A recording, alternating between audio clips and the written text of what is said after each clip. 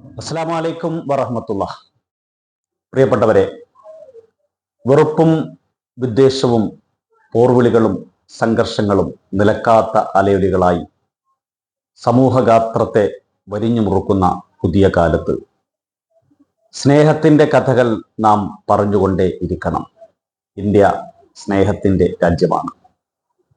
സാംസ്കാരിക വൈവിധ്യങ്ങളുടെ അതിനെ സമഞ്ജസമായി സമേകതയിലേക്ക് കൊണ്ടുപോയ ഉജ്ജ്വലമായ പാരമ്പര്യമുള്ള നാടാണ് ഇന്ത്യ മഹാരാജ്യം.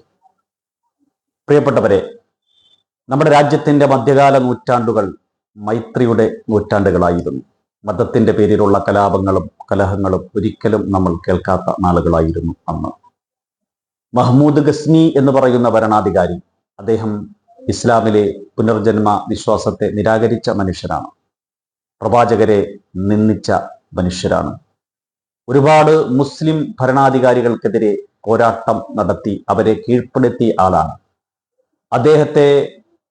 അദ്ദേഹം നടത്തിയ കിരാതമായ അക്രമങ്ങളെ ഇസ്ലാമിന്റെ പേരിൽ വകവെക്കുവാനുള്ള ആസൂത്രിതമായ ശ്രമങ്ങൾ നടന്നുകൊണ്ടിരിക്കുന്ന ഒരു കാലത്താണ് പ്രിയപ്പെട്ടവരെ നമ്മൾ ജീവിക്കുന്നത്. എന്നാൽ ഇന്ത്യ മഹാരാജ്യത്തിലെ സൂഫിമാരുടെ പാരമ്പര്യം, അവരുടെ ഖാൻഗാഹുകൾ സ്നേഹത്തിന്റെ കുടീരങ്ങളായിരുന്നു, മനുഷ്യരുടെ അഭയ കേന്ദ്രങ്ങളായിരുന്നു. മുസ്ലിം ഭരണാധികാരിയായ മുഹമ്മദ് ഷാ ബഹ്മാനിയെ ആക്രമിക്കാൻ വേണ്ടി കലാപശ്രമത്തിന് കോപ്പുകൂട്ടിയ കുംഭദേവ് എന്ന് പറയുന്ന ഹിന്ദുമത വിശ്വാസിക്ക് ഷേഖ് സൈനുദ്ദീൻ ദാവൂദിന്റെ പർണശാലയിലാണ്, ഭജന മഠത്തിലാണ് അഭയമൊരുക്കിയത്. അദ്ദേഹത്തിനെ ഗുജറാത്തിലേക്ക് രക്ഷപ്പെടാൻ സാഹചര്യമൊരുക്കിയത് സൈനുദ്ദീൻ ദാവൂദ് എന്നു പേരുള്ള സൂഫി ശ്രേഷ്ഠനായിരുന്നു എന്ന് ചരിത്രം നമ്മെ ഓർമ്മപ്പെടുത്തുകയാണ്. നമുക്കറിയാം, മഹാഭാരതം പ്രതിഷ്ഠമാക്കിയ മിർസാബിൽ എന്ന് പറയുന്ന സൂഫി ശ്രേഷ്ഠന്റെ നാടാണ് ഇന്ത്യ മഹാരാജ്യം. ഇന്ത്യനും പേർഷ്യനും ചേർന്ന് ജനങ്ങളിലേക്ക് ഇറങ്ങുന്ന ഭാഷ രൂപീകരിക്കാൻ വേണ്ടി ഹിന്ദുസ്ഥാനി എന്ന് പറയുന്ന ഭാഷയ്ക്ക് രൂപം കൊണ്ട നാടാണ് ഇന്ത്യ മഹാരാജ്യം. ഇബ്രാഹിം ലോധിയെ നിഷ്കാസനം ചെയ്യാൻ റാണ സംഘയുടെ നേതൃത്വത്തിലുള്ള സംഘം ബാബർ ചക്രവർത്തിയെ സമീപിച്ചതായി ചരിത്രം നമ്മെ ഓർമ്മപ്പെടുത്തുകയാണ്. ഇന്ത്യയിലേക്കുള്ള പടയോട്ടത്തിന്റെ വേളയിൽ തനിക്കു ജനിച്ച പുത്രന് ഹിന്ദാൽ ഇന്ത്യയെ സ്വീകരിക്കുന്നവൻ എന്നാണ് ബാബർ ചക്രവർത്തി പേരിട്ടത്. ഇന്ത്യയോട് മനുഷ്യർ എത്രമാത്രം താതാമ്യപ്പെട്ടിരുന്നു, ഈ രാജ്യത്തിന്റെ മൈത്രിയുടെ പാരമ്പര്യം എത്ര വലുതായിരുന്നു എന്ന് ഓർമ്മപ്പെടുത്തുന്നതാണ് ഈ അനുഭവങ്ങളൊക്കെയും. അന്ന് ജനകീയരായിരുന്നു സൂഫി ശ്രേഷ്ഠ പരമ്പര വഴിയിലെ മനുഷ്യർ. അവർക്ക് അധിനിവേശ താല്പര്യങ്ങളുമായി കടന്നു വന്ന ഭരണാധികാരികളോട് പലപ്പോഴും സമരസപ്പെടാൻ സാധിച്ചിട്ടുണ്ടായിരുന്നില്ല. ജനങ്ങളെപ്പോഴും, എല്ലാ മതവിഭാഗത്തിലെ ജനങ്ങളും സൂഫി വര്യന്മാർക്കൊപ്പം ആയിരുന്നതുകൊണ്ട് അവരുടെ ജനകീയത മനസ്സിലാക്കിയിട്ട് സൂഫി വര്യന്മാരെ ഒപ്പം ചേർക്കാനാണ് ഇന്ത്യയിലേക്ക് വന്ന എല്ലാ ഭരണാധികാരികളും എപ്പോഴും ശ്രമിച്ചിട്ടുണ്ടായിരുന്നത്.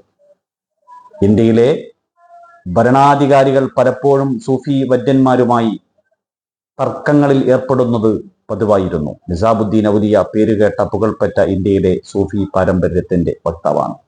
അദ്ദേഹം ഒരിക്കലൊരു ജലസംഭരണി നിർമ്മിക്കാൻ, ജനങ്ങൾക്ക് വെള്ളം കുടിക്കാനുള്ള അവസരമൊരുക്കാൻ ഉള്ള പരിശ്രമം നിർവഹിക്കുമ്പോഴാണ് റിയാസുദ്ദീൻ തുഗ്ലക്ക് എന്ന് പറയുന്ന തുഗ്ലക്ക് രാജവംശത്തിന്റെ രാജാവ് ഒരു കോട്ട കെട്ടാൻ വേണ്ടിയിട്ട് തീരുമാനിക്കുന്നത്.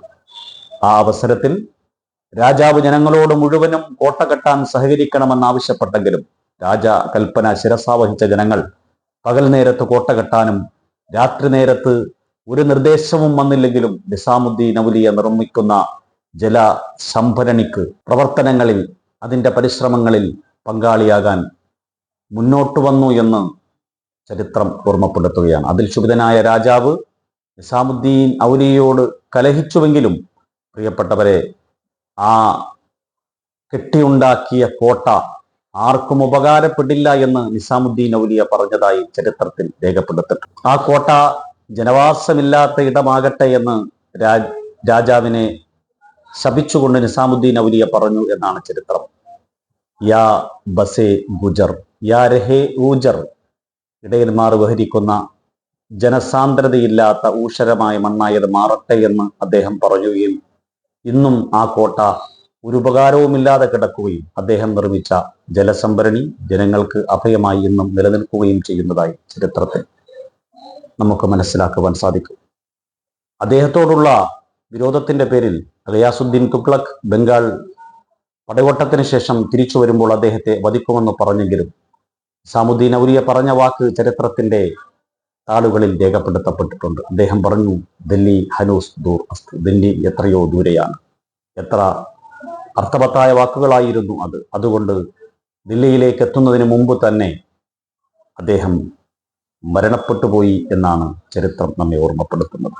ഒരിക്കലും ഭരണാധികാരികളായിരുന്നില്ല ഇന്ത്യ മഹാരാജ്യത്തിലെ മുസ്ലിം സമൂഹത്തിന്റെ മുഖമുദ്ര, മറിച്ച് സൂഫികളായിരുന്നു. അവർ മൈത്രിയെ ചേർത്തു പിടിച്ച, എല്ലാ ജനതകളെയും ഒപ്പം പിടിച്ച സഹവർത്തിത്വത്തിന്റെ കഥ പറയുന്നവരായിരുന്നു.